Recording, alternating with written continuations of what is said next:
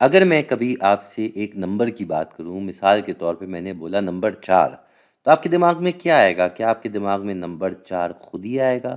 یا آپ کے دماغ میں کوئی اور چیز آ جائے گی، کوئی 4 چیزیں آ جائیں گی؟ یا آپ کے دماغ میں کوئی 4 نقطے آ جائیں گے؟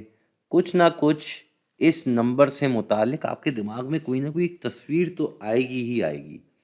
ٹھیک ویسے ہی اگر میں آپ کو اس نمبر 4 کے بارے میں سوچنے کا کہوں اور اس کے آس پاس کوئی نمبر کی بات کروں، تو سب سے پہلے آپ کے دماغ میں کیا آئے گا؟ آپ کے دماغ میں آئے گا کہ 4 اور اس سے پہلے 3 اور اس کے آگے 5۔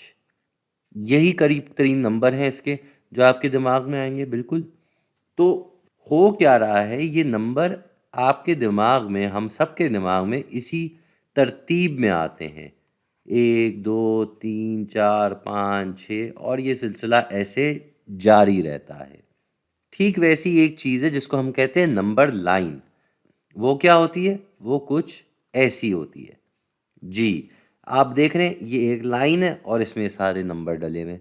کوئی اس میں میں نے کوئی بڑی بات نہیں کی ہے، جیسا لفظ ہے ویسی ہی چیز ہے آپ کے سامنے۔ لکھ بھی دیتے ہیں بھائی، نمبر لائن۔ یہ ہے ہمارے لیے نمبر لائن۔ تو یہ ہے کیا؟ یہ یہاں 0 سے شروع ہو رہی ہے اور یہ سلسلہ آگے چلتا چلا جا رہا ہے، اور یہاں یہ جو نشان لگا ہوا ہے، اس کا نشان کا مطلب بھی یہ ہے کہ یہ چلتا رہے گا سلسلہ، جدھر تک آپ لے جانا چاہیں یہ ختم نہیں ہوگا۔ دوسری اس لائن کی مزیدار بات یہ ہے کہ جتنا آپ آگے جاتے رہیں گے اتنا نمبر بڑا ہوتا رہے گا، اور جتنا آپ پیچھے آتے رہیں گے اتنا نمبر چھوٹا ہوتا رہے گا۔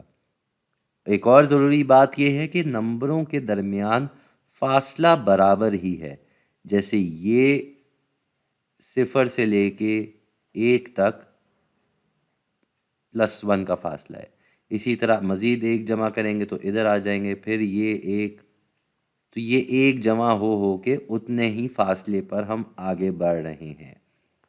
تو یہ ہے نمبر لائن۔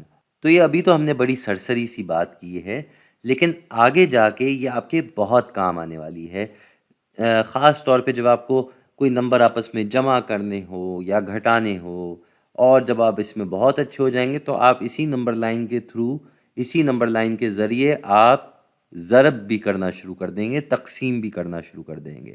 لیکن اب تک کے لیے صرف یہ سرسری طور پہ تعارف آپ کو کرانا ضروری تھا نمبر لائن کا۔